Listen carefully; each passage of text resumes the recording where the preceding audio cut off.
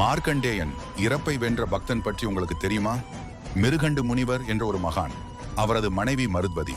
இவர்களுக்கு குழந்தை பிரசவிக்காமல் பல ஆண்டுகள் கழிந்தன.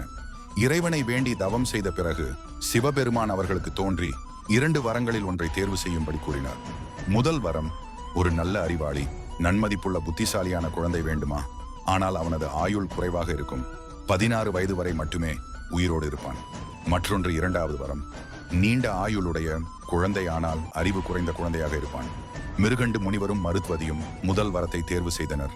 நல்ல அறிவாளியான மகனை வேண்டினார்கள். ஆனாலும் அவர் 16வது வயதில் இறந்து விடுவார் என்பது அவர்களுக்கு தெரியும். சிவனின் அருளால் ஒரு அழகான குழந்தை பிறந்தது. அவருக்கு மார்க்கண்டேயன் என்று பெயர் வைத்தனர். மார்க்கண்டேயன் சிறுவயதிலேயே வேதங்கள், சாஸ்திரங்கள், பக்தி வழிபாடுகள் அனைத்திலும் தேர்ச்சி பெற்றான். அவன் சிறந்த சிவபக்தனாக வளர்ந்தான்.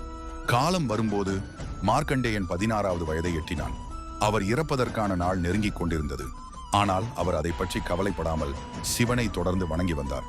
அந்த நாளில் யமன், மரண தூதன், மார்க்கண்டேயனை அழைக்க தயாராக இருந்தார்.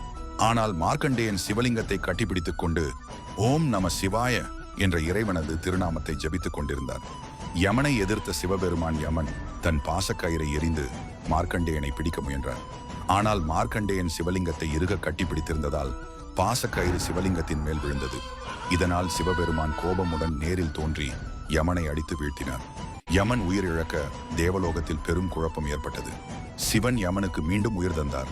ஆனால் ஒரு புதிய கட்டுப்பாட்டை விதித்தார். சிவ பக்தர்கள் மீது அவர் எந்த தவறான செயல்களையும் செய்யக்கூடாது. அதன் மூலம் மார்க்கண்டேயன் இறப்பை வென்று சீரும் சிறப்புமாக என்றும் இளமையாக வாழ்வதாக சிவன் அருள் செய்தார். கதையின் போதனை உண்மையான பக்தி இறப்பை கூட வெல்லும். சிவனுடைய திருநாமத்தை ஜபிப்பதால் பெரிய ஆபத்துக்களை கூட தவிர்க்கலாம். மனிதன் எவ்வளவு சிறியவனாக இருந்தாலும் இறை நம்பிக்கையால் எல்லா சக்திகளையும் வெல்ல முடியும். மார்க்கண்டேயன் கதை நமக்கு அழிவில்லாத ஆன்மாவை பற்றியும் பக்தியின் ஆற்றலையும் உணர்த்துகிறது. மேலும் சிவனை பற்றிய புகழ் பாடுவோர் எந்த விதமான பயங்களையும் கடந்து விடுவார்கள் என்பதையும் உணர்த்துகிறது. Thanks for watching.